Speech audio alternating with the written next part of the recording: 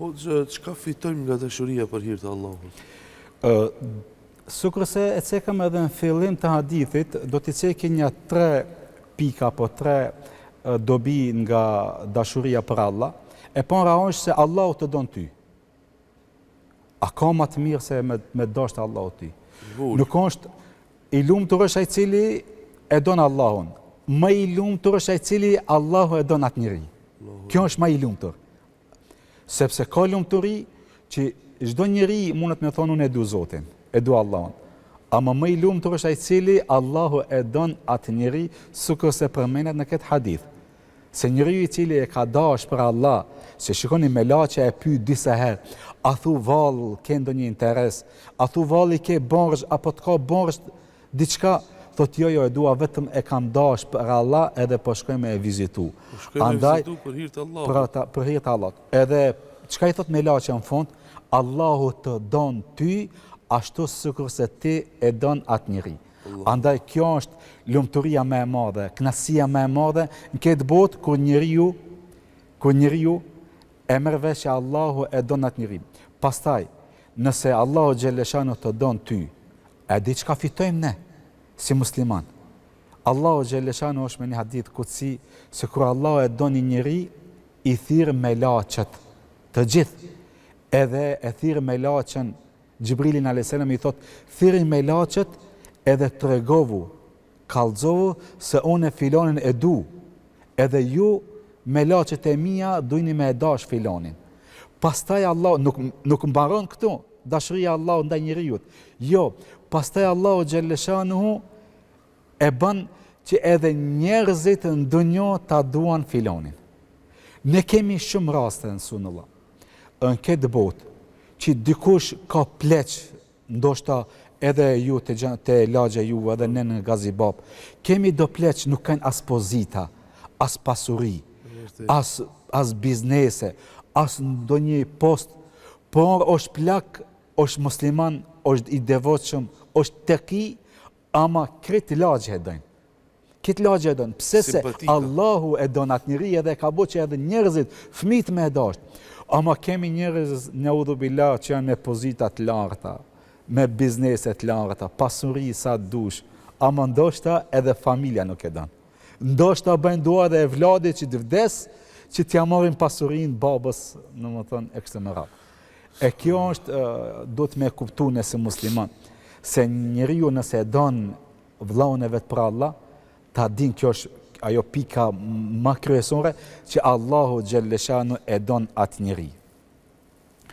Pastaj e dyta, këto njerëz do të jenë në hijen e arshit të Allahut ditën e Kiametit. E dyta, këto njerëz ditën e Kiametit Allahu xhaleshanu do t'ju thotë, është me një hadith ku transmetohet nga Imam Muslimi, nga Ebu Hurajra radiallahu anhu, ku thotë pejgamberi alayhi salatu wasalam, në ditën e gjykimit Allahu xhaleshanu do t'ju thotë njerëzve, ku janë ata?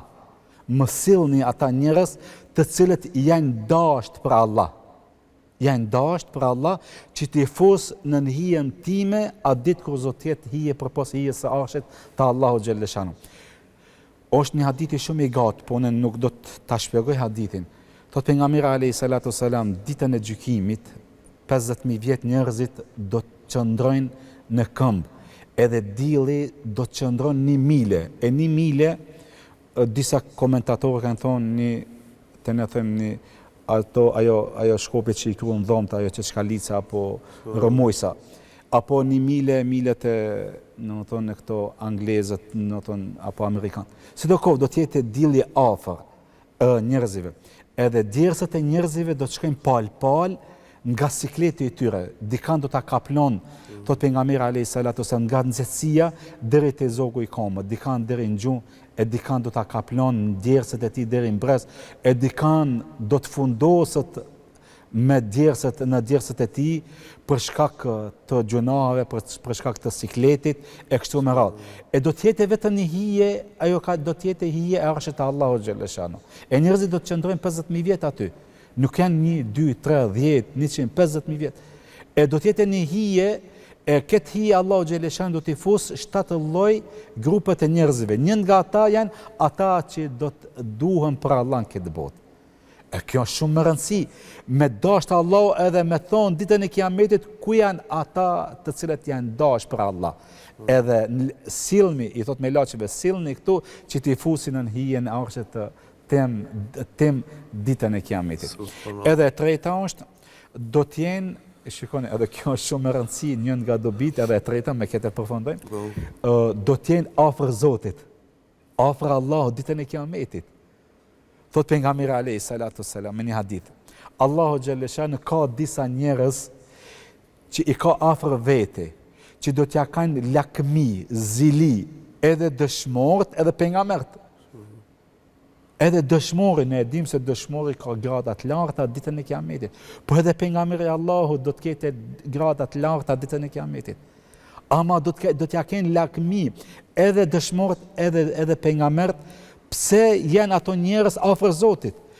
Ato sahabët e pyesin, ja Rasulullah, a thu vallë kush janë ata? Kush janë ata? Allahu pejgamberi alayhi salatu wasalam thot, ata janë ato njerëz që do të jenë afër Zotit, të cilët janë shoqëruar për Allah dhe janë dash për Allah.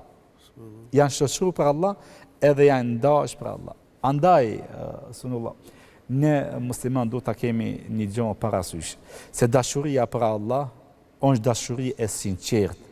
Jo rasisht, me laqa e pyet disa herë këtë burr, a thu vallë shkon për interes, apo për Allah, e ky njeriu i tregon se unë e dua këtë njeri që jam të shku me e vizitu me një fshat tjetër për Allah, edhe për këtë shkak e ka edhe dashurinë e Allahut, Allah e don këtë njeri, do ta fuse në hijen e tij, edhe do ta marrë afër ditën e kiametit.